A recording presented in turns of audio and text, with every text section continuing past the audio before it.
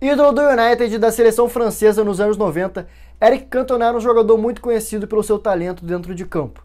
Um artilheiro nato que também ajudava na armação do time. Além disso, ele também é muito lembrado pela sua personalidade forte e seu histórico de polêmicas como um dos maiores bad boys da história do futebol. Mas antes da gente começar a falar das brigas, polêmicas e punições que o craque sofreu durante a sua carreira, vamos focar em falar no quão bom esse cara era dentro do campo.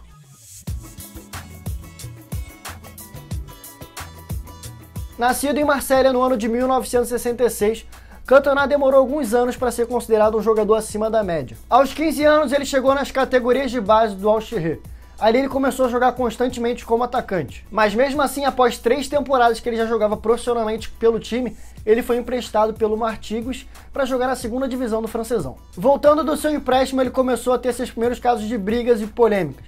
Mas mesmo assim, ele conseguiu ser negociado com o Olympique de Marseille, que pagou uma bagatela de 3 milhões de dólares, que era o recorde de transação de transferência naquela época na França. O detalhe é que mesmo com todo o dinheiro envolvido e jogando num time super tradicional da França, ele não conseguiu justificar toda a grana investida no futebol dele. Somado às suas fracas atuações, Cantona seguia tendo os mesmos problemas de relacionamento e de briga e de polêmica, mas que eu vou te contar com detalhes mais pra frente nesse vídeo. Durante a sua passagem pelo Olympique, ele ainda foi emprestado por Bordeaux, Montpellier e depois foi comprado por 2,5 milhões pelo Nimes para jogar a segunda divisão do francesão.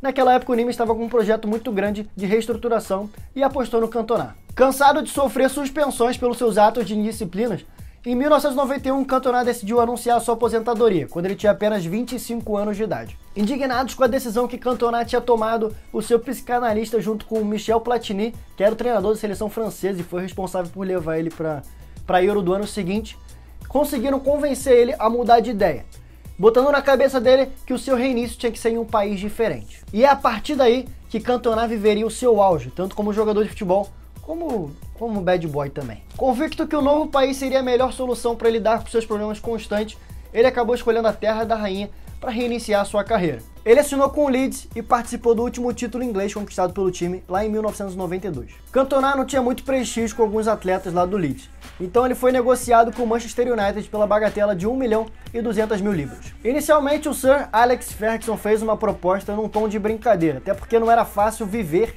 e conviver com Cantona no mesmo ambiente por muito tempo. Ainda assim, a negociação foi concretizada e rapidamente Cantona caiu nas graças dos torcedores e dos jogadores, se mostrando muito raçudo e determinado nos treinos e elevando o patamar do time durante os jogos. Durante a sua trajetória nos Diabos Vermelhos, Cantona conseguiu alguns feitos. Ele possui a marca de 82 gols em 185 jogos. Ele ajudou a eternizar a lendária camisa 7 que foi utilizada por George Best, Beckham e Cristiano Ronaldo. Foi eleito o craque do campeonato, o melhor jogador do campeonato inglês de 1996. Integrante da seleta lista do Hall da Fama da Premier League, que foi criada em 2002. Foi peça fundamental no processo de reestruturação e engrandecimento do Manchester United dos anos 90. Junto com Alex Ferguson e alguns outros nomes como Paul Scholes, Gareth Neville, Beckham, ele conquistou 4 Premier Leagues, 2 Copas da Inglaterra e 3 Supercopas da Inglaterra. É muito troféu. Desde que se tornou profissional, mais precisamente quando voltou do empréstimo do Al-Shehr aos 21 anos, Cantona vive metido em suspensões e brigas e polêmicas na sua carreira. Se a gente considerar que o craque se aposentou aos 30 anos, foram 9 temporadas seguidas que ele teve que passar por vários problemas que não são muito vistos no futebol nos dias de hoje. Agredir um companheiro de time, chutar a bola contra a torcida, ou até mesmo xingar um júri que seria responsável por deferir a sua pena.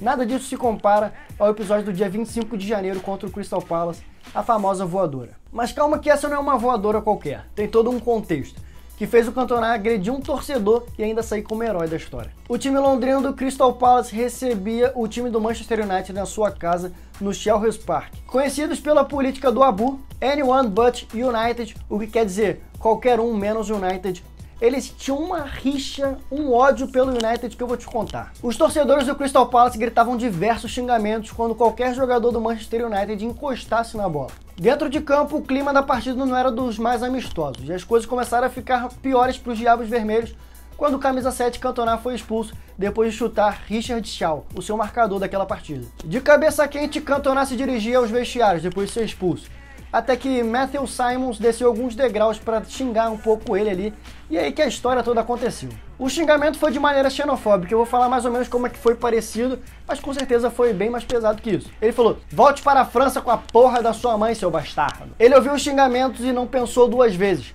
Partiu pra cima do torcedor e acertou uma voadora no meio do peito. O Faxon, vendo isso de casa, tinha certeza que ele seria expulso do time, e o conselho não negou. A decisão era expulsar o Cantona. Com o rosto do torcedor aparecendo rapidamente na mídia inglesa, não demorou muito para descobrirem que se tratava de um hooligan. Além disso, ele fazia parte de um partido de extrema-direita conhecido pela sua ideologia populista e a sua proximidade com o fascismo. Dessa forma, o jogo agora mudou, porque até a opinião pública estava a favor do Cantona. Mesmo assim, o ex-atacante ainda teve que cumprir 120 horas de serviços comunitários, 9 meses de suspensão sem poder atuar dentro de campo e teve que pagar uma multa ainda de 25 mil dólares. Após esse histórico dia para o futebol e esse pensamento de será que ele vai ser expulso do United, ele ainda renovou seu contrato por mais 3 anos. Mas decidiu encerrar sua carreira aos 30 anos em 1997, enquanto ele ainda vivia o seu auge na Inglaterra. O principal motivo dele ter encerrado a carreira de maneira precoce era que ele não era mais convocado para a seleção francesa, como uma forma de punição por ele ter dado uma voadora em um torcedor. Essa medida fez com que o craque, que era capitão e ídolo na seleção francesa, não fosse convocado para a Copa do Mundo de 98 e para a Euro de 2000. Ambas competições foram conquistadas pelos franceses. É isso, rapaziada, esse é o vídeo de hoje, espero que vocês tenham gostado. Deixe seu like, se inscreve no canal e eu te vejo no próximo vídeo. Valeu!